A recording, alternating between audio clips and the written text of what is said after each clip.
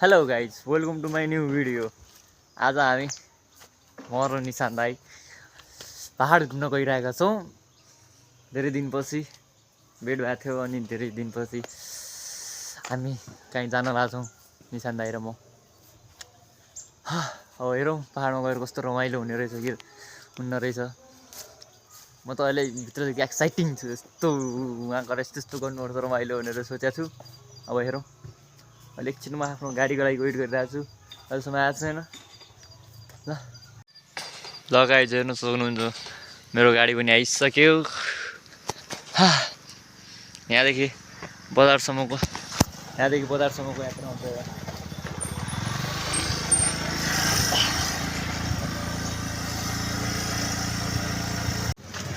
ल हाम्रो निशान दाईसित भेटिसक्यो, निशान दाई पनि तयार हुनु भइसकेको छ यहाँ। अब हामी कहाँ जाने भनिदिनु त दाई, यसो रिभिल हान्नु त। मेरो पहाड घर जाने हो, जो चाहिँ पर्छ सुदूरपश्चिम कैलाली डोटी र कहाँको सिमानामा पर्दैन।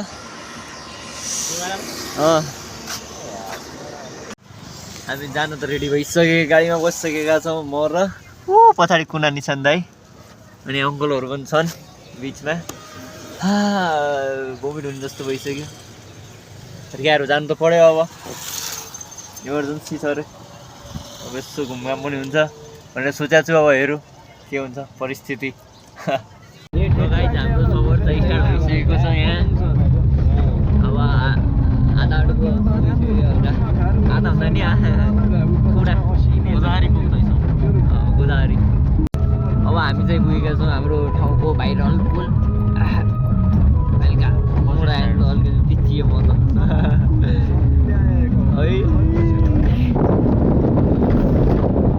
यो हो क्या भाइरल पुल। आजकल त त्यति भाइरल छैन क्या, आजकल छुट्टी पनि छैन, त्यही भएर पनि कोही नआयो होला। तर अनि यहाँ त है भिड त लाखौँ त कस्तो भिड हुन्छ होइन है यहाँ हेर। अब हाम्रो पहाडको जर्नी स्टार्ट भयो। अब यहाँदेखि पहाड स्टार्ट भयो, यहाँनिरदेखि पहाड पुग्यो भने लाग्छ यहाँदेखि। निशान दाई त जसै पनि निद्र, तर म सबभन्दा खतम हो कि ड्राइभरमा। भोमिट भइहाल्छ मलाई त, चिल्ली पनि ल्याएर राखेको छु। मोड आयो फर्स्ट मोड पहाडको। जाडी त होला त क्यार अक्सिजन लियो भने भोमिट आउँछ चुप्प भयो भने क्या। यहाँ कसले सेन्ट छडाएर त्यो सेन्टले ज्यादा भोमिट आउँछ। खा पनि छ क्यार सफरमा यस्तै हुन्छ।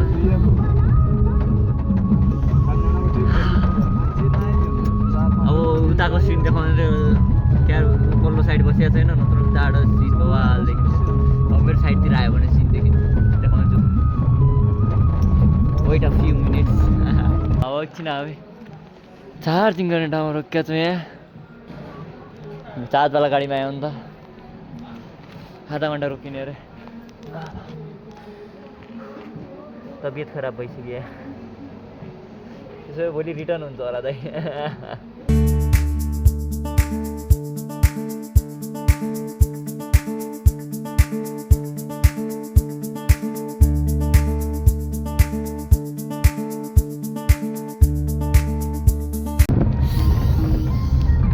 अब पुग्ला हामी पनि आफ्नो ठाउँमा।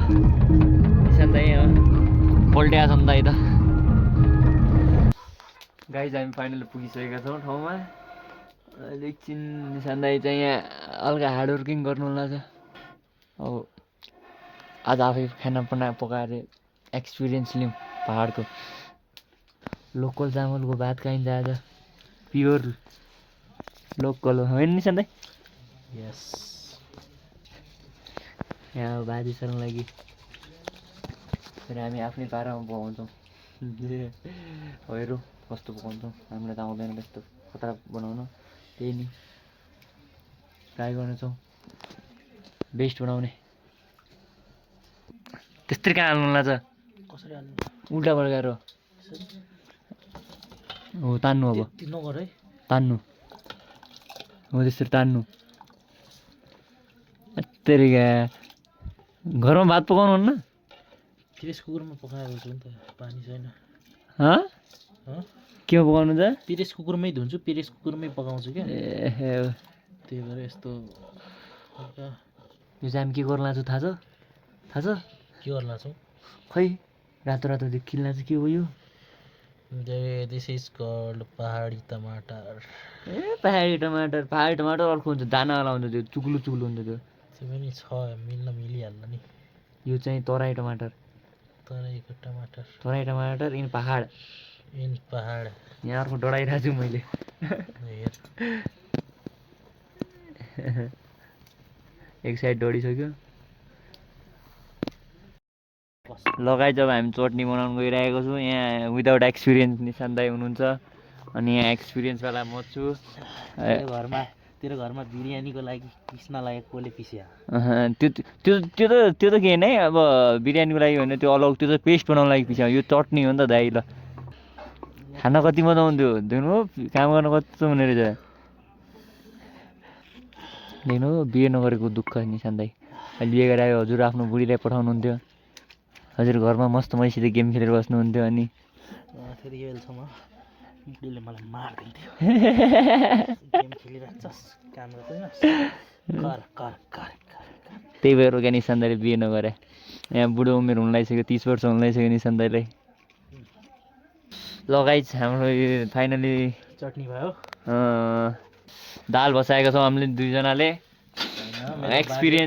एक्सपिरियन्सवाला म हुँ म चाहिँ अब निशान दाइलाई गाइड गर्छु निशान दाइले आजसम्म बनाउनु भएको छैन मैले पनि आजसम्म बनाएको छैन हेरेर एक्सपिरियन्स गरेको मान्छे म आज हेरेको काम धेरै लाग्ने भयो लगाइज यो खसी काट्ने चक्कुले चाहिँ म यो काटिरहेको छु मुला कटाई कति साह्रो हो पहाडको मुला कति साह्रो छ दिपेन्द्र त्यो त बाहिर थाहा हुन्छ यस्तो थाहा हुन्न नि त यो त काट्नलाई गाह्रो भएर साह्रो दाल पाक्दैछ यो दिपेन्द्रको कटिङ हल्का राम्रो भएन निशान दाइले 5 महिना इन्डियामा काम गरेको अब यहाँ काम लाग्ने भयो देखाउनु पर्यो नानी हाम्रो चाहिँ यो आइफोनमा चार्ज सकिएको छ धेरै नै 54 छ चार्ज सकिएर अब चाहिँ यहाँ चार्ज लगाउने खोजिरहेको छु म चाहिँ आहा भेटियो तिनीहरूको भयो चार्ज लगाउने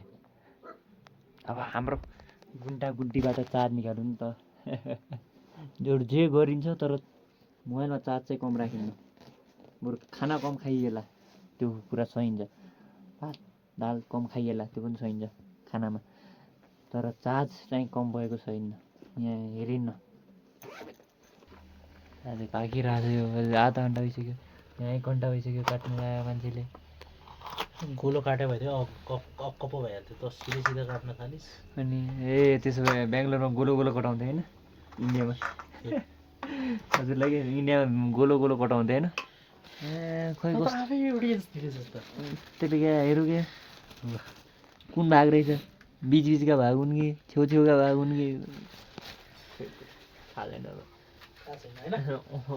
कहाँको पो हाल्यो रातो मासु मात्रै राम्रो लाग्छ रातो हुनाले ए फ्रेस नै हेर मासुको पनि जुन जे जनावर भयो भने 3 भाग हुन्छ एउटा छालावाला त्यसपछि छालाको तल हल्का सेतोवाला भाग त्यसपछि भित्र पर्नेवाला रेड कलरको भाग जसमा बढी ब्लडको के भन्छ फ्लो हुन्छ नि त्यो कारणले त्यो मिटको मतलब मासुको कलरलाई उ त्यो गर्छ कि फरक पार्छ मीट एक्सपर्ट 1 महिना के भन्छ 1 महिना मिट पसलमा काम बुचरिङ 1 महिना मिट पसलमा काम गरेको फाइदा अनि कस्तो मासु मन पर्छ हजुरलाई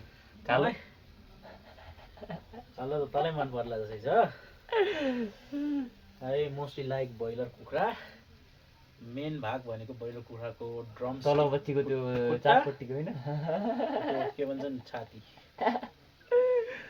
तलै राम्रो लाग्छ चाक कुखुराको चाकलाई डायमन्ड भन्छ किनकि त्यो डायमन्ड सेपमा हुन्छ नि निशान दाइलाई डायमन्ड खुवाउँछु आज नै हो अत्तरे भएपछि डायमन्ड लगाएँ जब फाइनल दाल पकाएर पनि मैले सकेँ अनि मेरो सहायक निशान्त दाई हुनुहुन्छ हेल्पर सहायक नेपालीमा सहायक अनि यहाँनिर हामीले दाल पकाएर राखेको छु भन्नु ल गाइस दिपेन्द्र र मैले धेरै मेहनत गरेर भात बनाएछौँ सेतो सेतो गोरो गोरो देखिन्छ यहाँ एकदम एकदम कुहिले भन्दा पनि गोरो ल गाइज हामी खाना रेडी भइसके एकदमै ओहो ओहो स्टाइल हेर मोटो मान्छे झुक्न सक्दैन त्यही भएर होला गाइज मलाई मेरो खाना बनाएको धेरै मिठो लाग्यो अझै अघि थप्न छु भयो भयो निशान दाइ त एकचोटि थपेर सकाइसके अझै अब यति मिठो लाग्यो कि मलाई आफ्नो घरभन्दा मिठो लाग्यो यहाँ आफैले बनायो भने त हल्का नुन सुन केही कम भयो भने मिठै छ मेरो लागि निशान दाइलाई पनि मिले हल्का डढाएर छ निशान दाइले ए लास्टमा मलाई भन्नु यो माथि माथिको चाहिँ मैले बनायो तल तलको निशान दाइको हामीले फाइनली खाना पनि खाएर पेट भ्यायौँ टप्प बनाएको छु मैले त निशान दाइको पेट त के हेर्नु छँदैछ ठुलै एकछिन आगो त अब हात छेको बिस्तारै बिस्तारै दिपेन्द्र पनि मेरो लेभल आउँदैछ निशान दाइ जस्तो त निशान दाइ जस्तो त भइन्न है अरू जे भयो भने निशान दाइ जस्तो त भइन्न यत्तिकै समयले बताउँछ गाइज अब छोराछोरी भएपछि त्यो अलग कुरो हो त्यो इन फ्युचर तर जबसम्म मैले बिहे गर्दैन तबसम्म निशान दाइ जस्तो त हुँदैन दिपेन्द्र भनाइ मात्र हेरु किनकि मेरो डाइट फलो मेरो म धेरै डाइट फलो गर्छु लेक्चर आतलो हुनलाई भन्नु I will say it straight forward म स्ट्रेट फरवर्ड कुरा गर्छु बुढेसकाली लागेपछि जसको पनि पेट आउने हो आउने त्यो त सामान्य हो र अब यदि जिन्स भनेपछि बुझौ नि आफ्नै परिवारकै जिन्समा छ भनेपछि पनि आउँछ अब जस्तो कि अब मानौँ मेरो बुवाको पेट ठुलो छ मेरो बाउको पनि ठुलो छ पछितिर यदि म बुवाको उमेरसम्म पुग्छु भने मेरो पनि त्यस्तै हुन्छ किनकि आफ्नो बुवाको तर्फबाटै त आउँछौँ यहाँ हामी लुक्सहरू पनि पछि त्यस्तै बुन्यो के भन्छन् त्यो के हो भने एउटा कहावत छ नि दिपेन्द्र त्यो के भन्छन् गुलाबको फुल ओइलिएर जान्छ हो कि हो त्यस्तै टाइपको होइन अब खै त्यो थाहा भएन हामी कहावत सुन्दैन त्यो चाहिँ केटी नै केटाहरूलाई पनि अप्लाई हुन्छ स्ट्रेट कुरा हो समयमा आफ्नो फ्युचर सिक्योर गरेर केटाहरू भविष्य अन्धकार हुन्छ हामी दुईजना जस्तो त्यो पनि